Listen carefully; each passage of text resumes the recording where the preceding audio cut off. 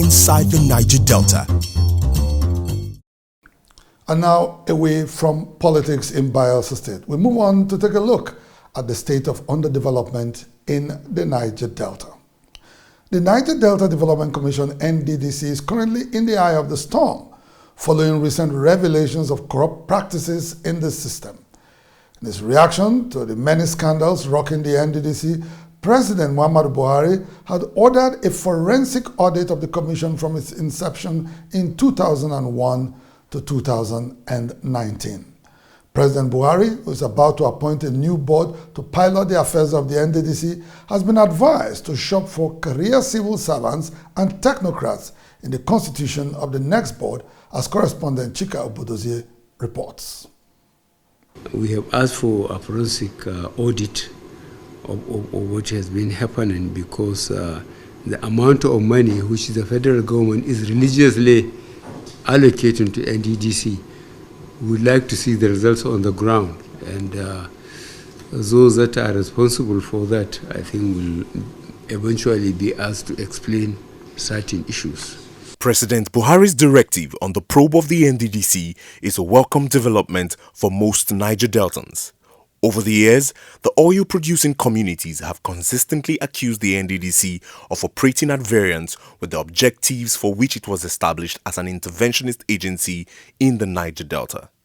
The rot in the commission was laid bare recently during an investigative hearing by the House of Representatives Ad Hoc Committee on NDDC. The committee, during its investigation, discovered that over 600 contracts have been awarded fraudulently since the inception of the NDDC, while 49 others, gulping billions of naira, have been terminated. So far, the commission has recorded about 342 stalled projects across the Niger Delta. Soon after the House Committee concluded its investigation into NDDC projects, the commission was involved in another monumental fraud. It had reportedly recruited over 300 staff through the back door and awarded fraudulent water hyacinth contracts worth over 1.9 billion naira. Critics of the NDDC say they are justified by recent findings about a commission they described as a cesspool of corruption. They sell jobs in the NDDC. They collect 10% in the NDDC. The emergency jobs that they are awarding, an already constructed job, an already constructed project. You call a man and give the man the contract of about 400 million, 500, 900 million naira to go and just scrape and resurface a road. Those are what we call fraudulent projects. Those emergency projects, those jobs that are even awarded, do not meet the standard of an emergency. The procurement law tells you what should meet the standard of an emergency contract. It doesn't meet one.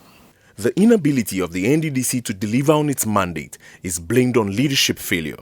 Unlike in the past, when politicians were appointed into the Commission's board to pilot its affairs, concerned Niger Deltans want career civil servants and technocrats to take over the administration and management of the NDDC. We need technocrats to be appointed into the management boards of NDDC so that we can have a stabilized NDDC. So we can have an NDDC that is being run by those that have the wherewithal to run agencies, by administrator and not by political patronages. That is the reason why we are having the challenges we are having. Those in support of the presidential order on a forensic audit of the NDDC would want the federal government to hire the services of a reputable firm.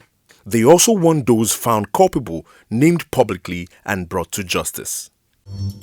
Inside the Niger Delta.